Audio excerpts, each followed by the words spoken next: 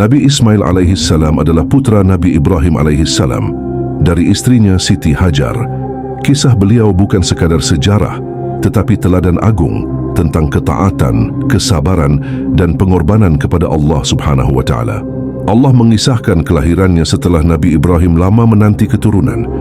Ismail lahir sebagai jawaban doa seorang nabi yang penuh tawakal. Nabi Ibrahim alaihissalam telah lama merindukan seorang anak. Bertahun-tahun berdoa hingga rambutnya memutih dan tubuhnya renta, hingga akhirnya Allah mengabulkan doanya melalui istrinya Siti Hajar. Allah berfirman, "Fabasyarnahu bighulamin halim." Maka kami beri dia kabar gembira dengan seorang anak yang sangat penyantun. Quran Surat Asy-Syaffat ayat 101. Anak itu adalah Ismail, bukan sekadar anak, tetapi amanah besar dari Allah, ditinggalkan di lembah gersang.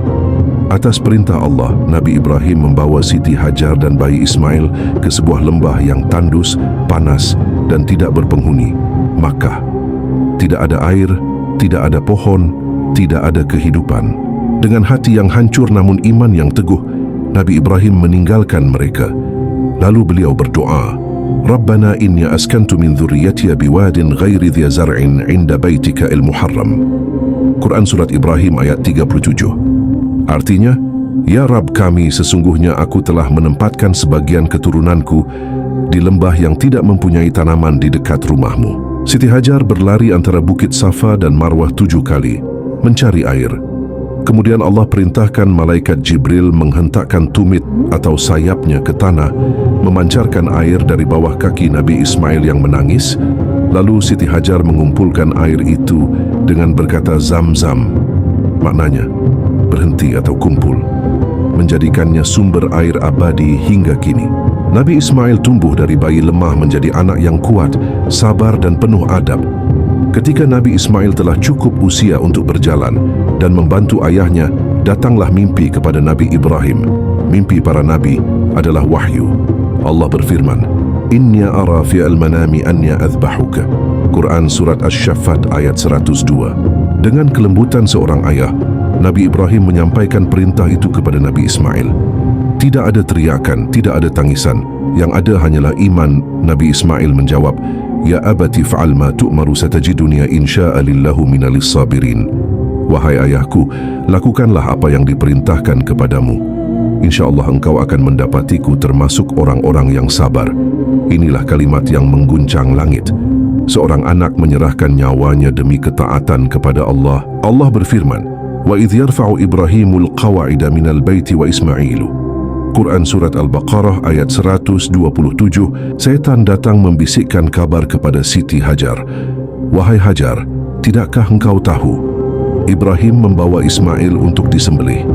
Siti Hajar menatap dengan tenang, hatinya teguh oleh iman.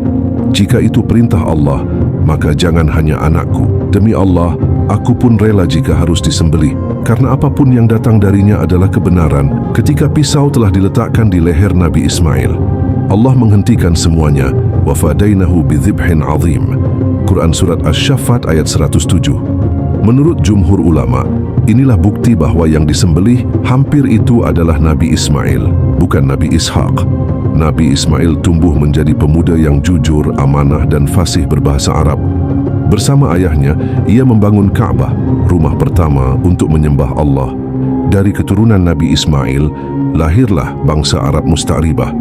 Dan darinya pula lahir Nabi Muhammad SAW, penutup para nabi. Allah memuji Nabi Ismail dalam Al-Quran, "Innahu kana sadiqal wa'di wa kana rasulan nabiyyan." Sesungguhnya ia adalah seorang yang benar janjinya dan seorang rasul serta nabi. Quran Surat Maryam ayat 54. Barang siapa mencintai selain Allah, bersiaplah untuk kecewa karena hanya dialah yang abadi. Anak-anak adalah amanah darinya. Mereka akan tumbuh dan menjadi cermin dari apa yang engkau tanamkan dalam hati mereka, dari ilmu, akhlak, dan kasih sayang yang engkau beri. Jagalah amanah itu dengan penuh tanggung jawab, karena kelak dunia dan akhirat mereka tergantung pada apa yang kita tanam hari ini.